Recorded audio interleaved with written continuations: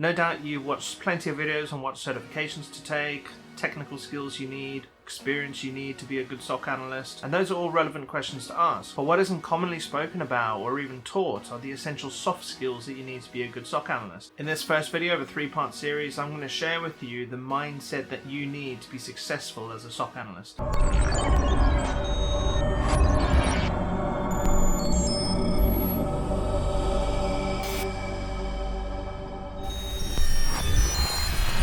Hello, my name is Sean Mitchell. I'm a cybersecurity professional, have been so for a few years now. My aim with this channel is to help level up current and aspiring cybersecurity professionals by sharing the knowledge and experience that I have gained throughout my career so far. I aim to pack my videos full of knowledge, tips and ideas that will not only be useful for you now, but also for years to come. So if this is of interest to you, please consider subscribing. Having worked in numerous security operations centers or SOCs over the years across multiple industries, I've worked with some good analysts and I've worked with some not so good analysts and everything in between. And after having had countless conversations with peers about what it takes to be a good analyst, I think I've got some good insights into what it takes to have the right mindset to be a successful SOC analyst. In this video, I'm not going to talk about the interpersonal or the technical skills that are needed to be a good SOC analyst. I'll cover those in parts 2 and 3 of the series. In this video, I'm going to share with you what the essential mindsets are, why they are relevant to the role, and how you can work towards learning or improving them for yourself. Having this knowledge is not only essential to being a good SOC analyst, but also to a potential employer amongst the dozens or even hundreds of applicants that are trying to get their foot into the industry. There are 6 mindsets I'm going to cover, which are in no particular order because they're all essential. So grab a notepad and pen and let's dive in. Before we get into the meat of it, let me define what I mean by a SOC analyst. In SOCs that have more formal structures, they're normally known as Tier 1, 2 or 3 analysts. In less formal structures, they're normally known as Junior Analyst, Analyst and Senior Analyst. A junior SOC analyst is usually responsible for being first in line to receive, triage and respond to alerts from the SOC tooling. A normal SOC analyst usually receives incidents which are escalated from the junior SOC analyst, and they normally perform a more in-depth analysis on those incidents, so it might be malware analysis, network forensics, endpoint forensics. They may also be responsible for carrying out some incident response activities. A senior or Tier 3 SOC analyst is usually responsible for receiving incidents from Tier 2 analysts, as well as leading incident response activities and helping to mature SOC processes, as well as taking the lead on other SOC projects. But all SOCs are different. But what is common across all SOCs is the requirement for the analysts, all the analysts, to have the right mindset. The first mindset I'm going to discuss might be surprising to you, but it's critical to have this skill to continue improving yourself and avoid stagnation. And that skill is humility. So what do I mean by humility? Well, the American Psychological Association defines it as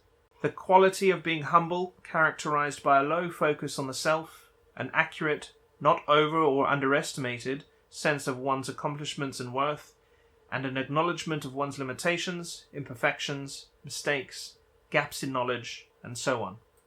Idealist.org defines it more broadly as a self-view that something greater than the self exists, that is, an understanding of the individual's place in the broad and complex ecosystem in which they live and work. So in simple terms, this means not being overly focused on yourself and understanding that you're part of something bigger than you. And in the case of a SOC analyst, it is being part of a team that is responsible for the security of an organization. It also means being aware of your strengths and weaknesses and understanding that you have made and will continue to make mistakes and that nobody can know everything. It's just not possible. So why is humility relevant?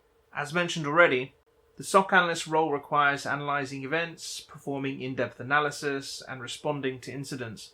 It's not a matter of if you'll make mistakes, it's a matter of when and how many you'll make and how impactful they are. When mistakes happen, you'll typically receive feedback. There'll be an expectation on you to learn or improve by increasing your knowledge and skills, or both. And someone with little humility might think that they already know everything that they need to know, or even worse, more than everyone else. They may also demonstrate other traits where they're only focused on themselves and not on the team. And they might not be able to admit when they've made a mistake or be able to take criticism. Basically, hiring managers need to know that you'll be able to fit into the SOC culture and to be able to take direction and criticism. And having an analyst in your team who is lacking humility can quite literally be a dangerous situation because they are unlikely to collaborate effectively with others who have different opinions and knowledge. They are likely to dismiss criticism and are unlikely to put real effort into learning what they need to in order to improve. They will negatively impact the social dynamics and morale of the team. They're unlikely to admit when they don't know something. And all of this will ultimately affect the performance of the team and impact on the security of the organization.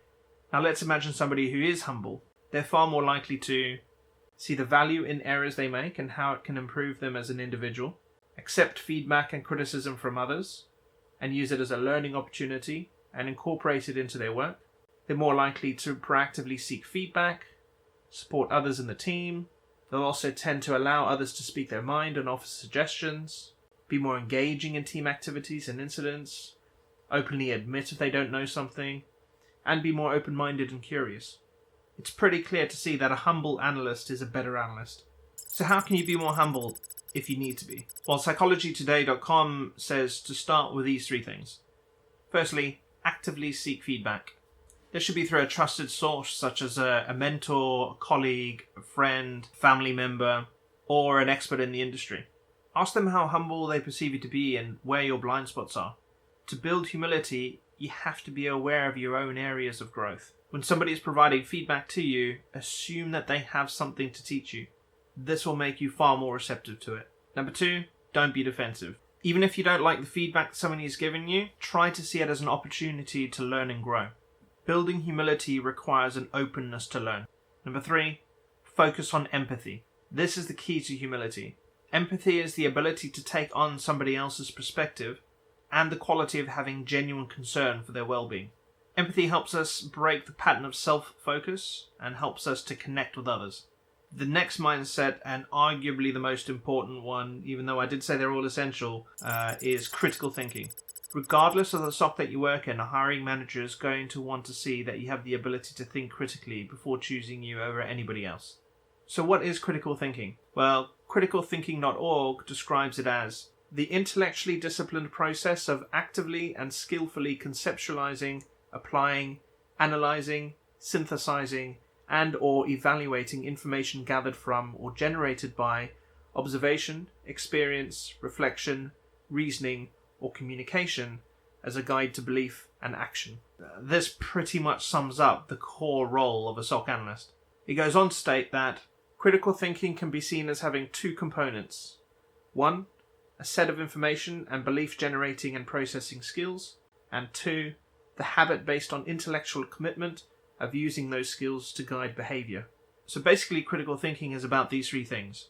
1, being resourceful, meaning properly and carefully gathering data, evidence and information.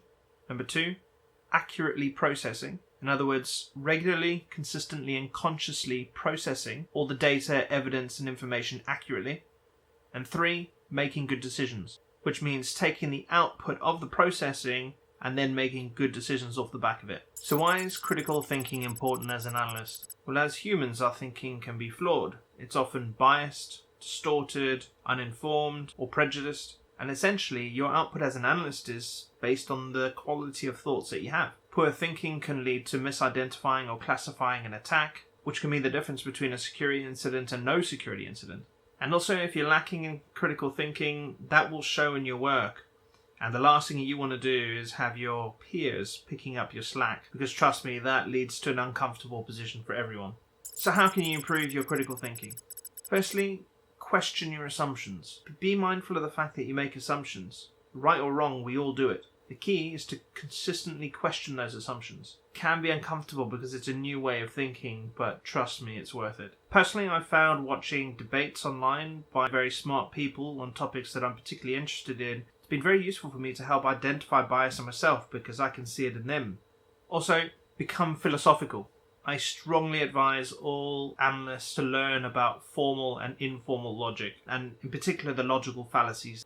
Logic is essentially the study of reasoning and argumentation, which is the foundation of good analysis.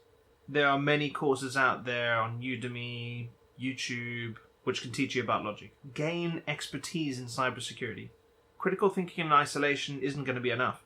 It relies on you being able to process information, but that has to be the right information, which is related to cybersecurity, so you can make good decisions off the back of it. So in order to do this, you have to be intimately familiar with cybersecurity concepts. The amount of experience that you need will depend on the level of experience you have and the role that you're in. So junior analyst is not going to need to have the same amount of knowledge as a senior analyst, but the concept is the same. You can't think critically about something that you don't have enough information about.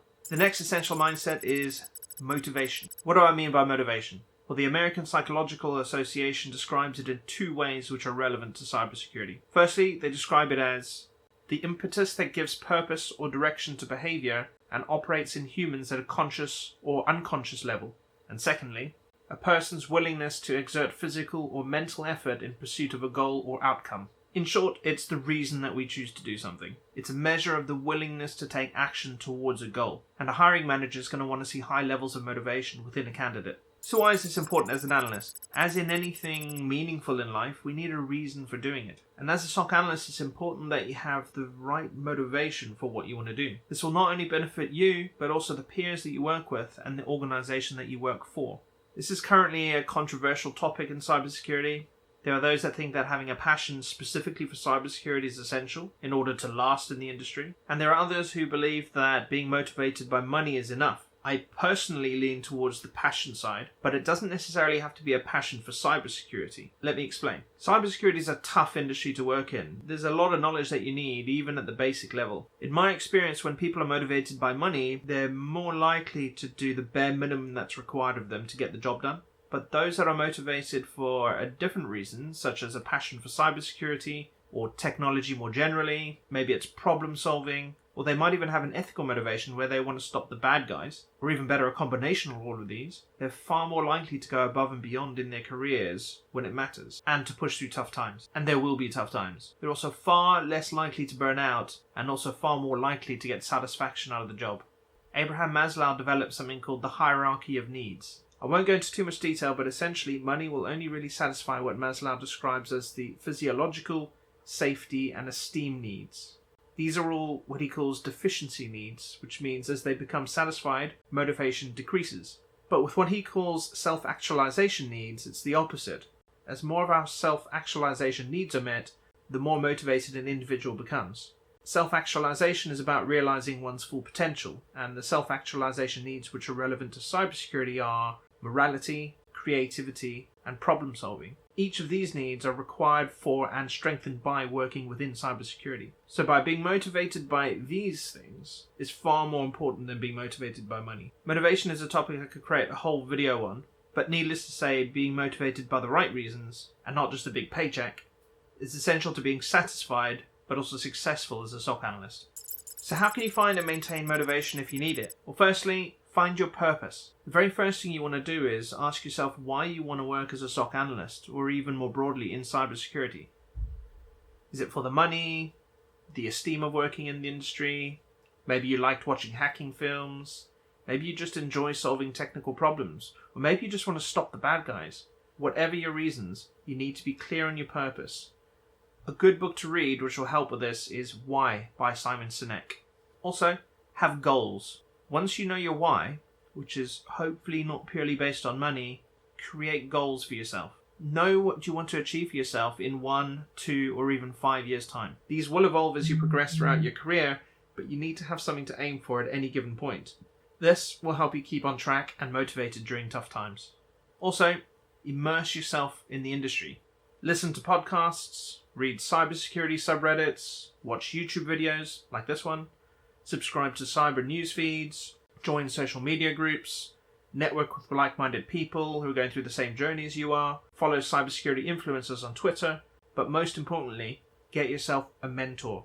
Having a mentor will help you fast-track your progress faster than anything else, because they can help guide you along pathways that you didn't even know existed. All of this will help to increase and sustain your motivation. Also, have a growth mindset. This will allow you to be way more motivated to learn and improve. And this means you'll be far more likely to put in the effort and the extra time that you need to be successful. And finally, develop curiosity, which leads us to the next mindset, which is curiosity. Curiosity is very closely related to motivation, but I think it deserves its own section. So what is curiosity? Well, it's the mental state or attitude which allows you to be extraordinarily interested in something. It's the ambition to learn more about a topic. We all have this innately. Think back to when you were a child. We used to be curious about everything, but as we get older, it decreases. So why is curiosity so important as a SOC analyst? Well, it's incredibly important to expose yourself to new ideas. I personally got into cybersecurity because I was curious. I used to work in software testing and had a colleague who got his OSCP Red Team certification. And before I found this out, I had a vague notion of what hacking was about. But for some reason, knowing somebody who knew how to do it, it really piqued my interest. And after finding this out about my colleague, I spent weeks afterwards digging into hacking, mostly watching YouTube videos. And that led me to discovering more about cybersecurity, not just Red Team, but also Blue Team. And eventually that led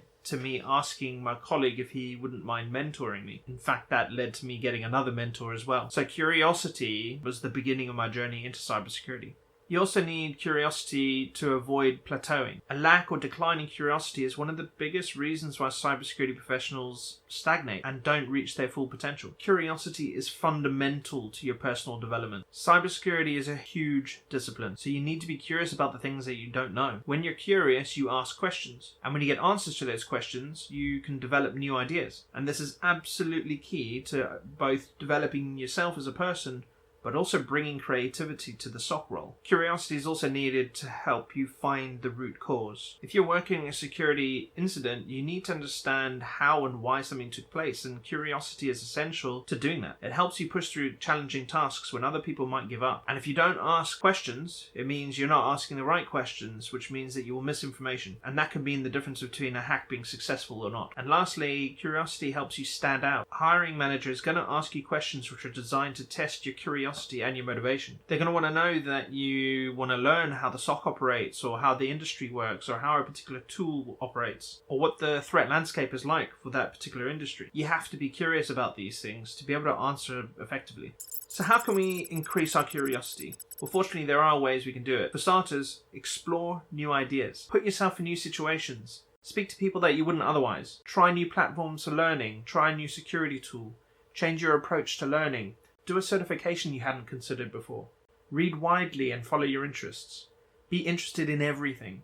Widen your interest to areas of technology and even beyond. Exposing your mind to new topics can provide you with new perspectives. It can also provide you with unique insights which can help stimulate curiosity within cybersecurity. In other words, find cyber and non-cybersecurity topics and learn more about them. Put lots of facts and ideas into your head. The more facts that you feed your subconscious, the more it has to process and chew on, and the more questions and ideas that will bubble up to your conscious mind. You can also stand on the shoulders of giants. Learn from those that have already done it. As I suggested earlier, get yourself a mentor. They can help guide you along a proven pathway instead of having to create your own. But having said that, question everything. Don't take yours or anyone else's knowledge for granted. This doesn't mean challenge or disbelieve absolutely everything that you come across to the nth degree, but be sure that you're not just accepting yours or somebody else's information as gospel. So question everything, add your own ideas, and be willing to ask dumb questions. Finally, avoid boredom. Boredom is essentially the opposite of curiosity. Boredom is when you stop paying attention and are no longer interested in what you're doing. So switch things up, change your routine, and add variety to your work or your learning schedule. Before I touch on the next mindset, please be sure to hang around, because I'm going to share with you what is probably the most important practice that I've introduced into my life. And I've got no doubt that it's not only going to improve the mindsets that I'm talking about in this video, but actually in your life broadly. It is a bold claim, but I can personally vouch for it. Also, if you're finding this video useful, please give it a like and subscribe to the channel. It'll help YouTube recommend it to other people who might get benefit from it too. Also, if you have any questions or comments on what I've spoken about so far, please leave a comment down below and I'll try to get back to you as soon as I can. So back to the content now. The next mindset is resourcefulness.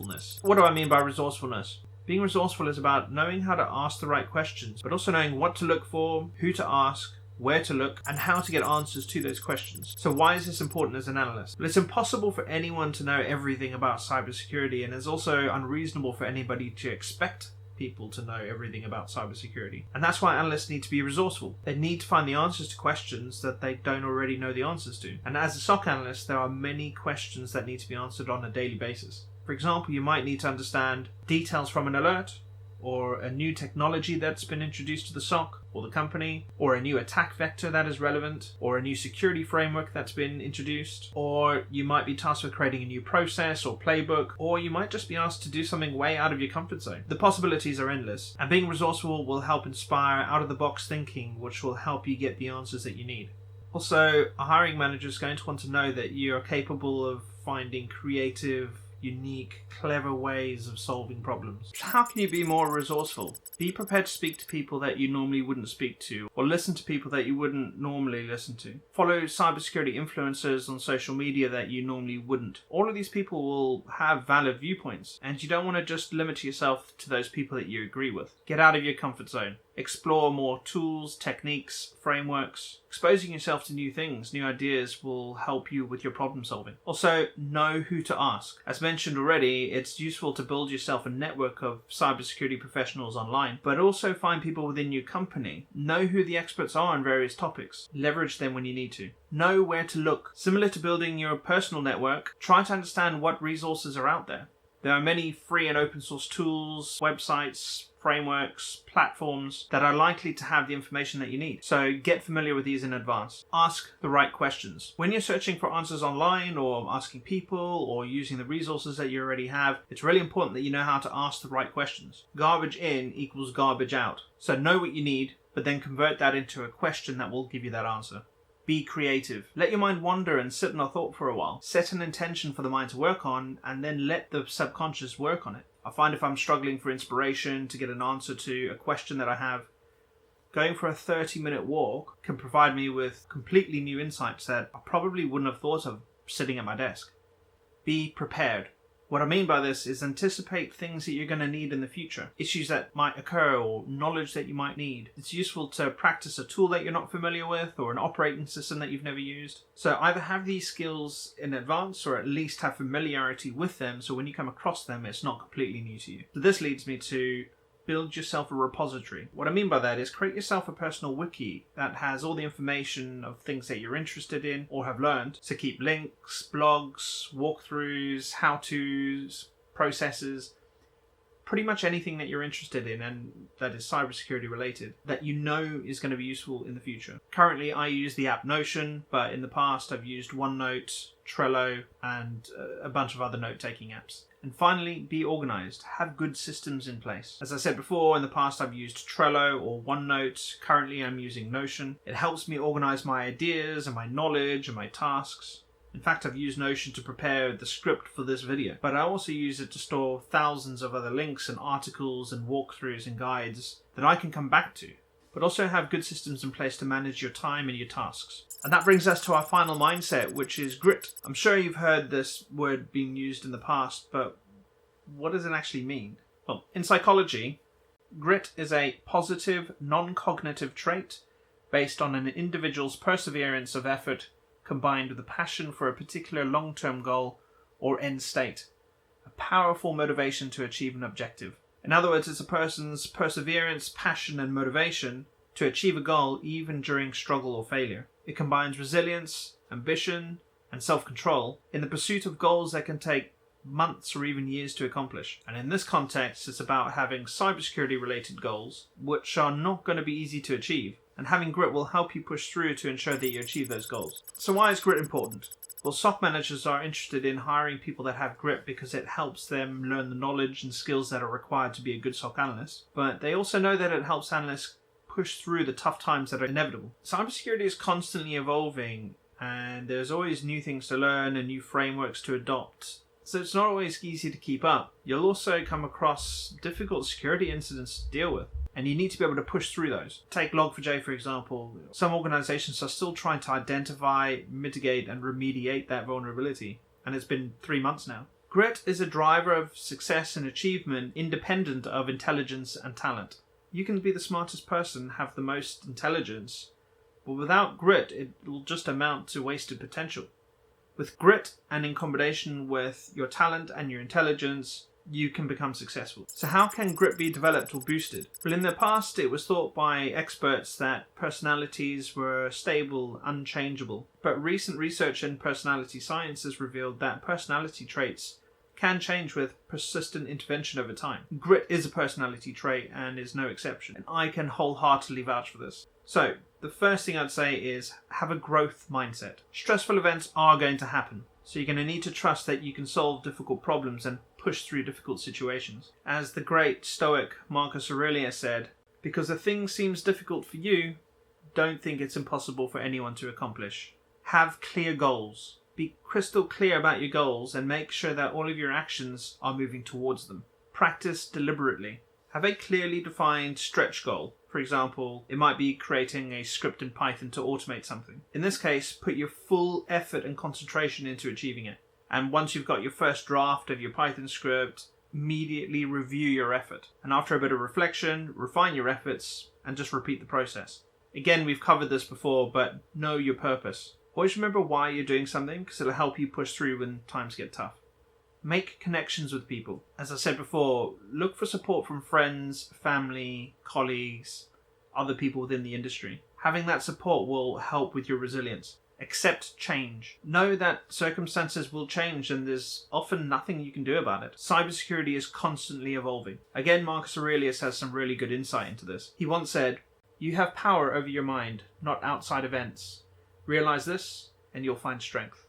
Keep discovering yourself. There are multiple ways of doing this, but a really good way is keep a journal of your progress. When you read back on that journal, it will provide you with invaluable insight into yourself, which will help you improve and develop over time. Keep things in perspective. If you can consider the bigger picture during a stressful event, it can help you realize that what seems in the moment to be a mountain is actually a molehill. Nurture a positive view of yourself. Develop your confidence in your ability to solve problems. This means practicing solving problems, and as mentioned previously, deliberate practice is the best method to do that. Expose yourself to difficult situations. This is self-explanatory, but by challenging yourself and accomplishing difficult tasks builds resilience. And again, be philosophical. My personal favourite philosophy is Stoicism with a capital S, because it covers so many aspects of grit, but also the other mindsets I've already covered. For those who aren't familiar with Stoicism, it has 4 virtues: wisdom, justice, courage, and temperance. And temperance is basically self-control, discipline, and modesty. There's a great book called The Daily Stoic by Ryan Holiday, which covers topics which are directly related to the mindsets we've spoken about already. But more specifically, the book touches on passion,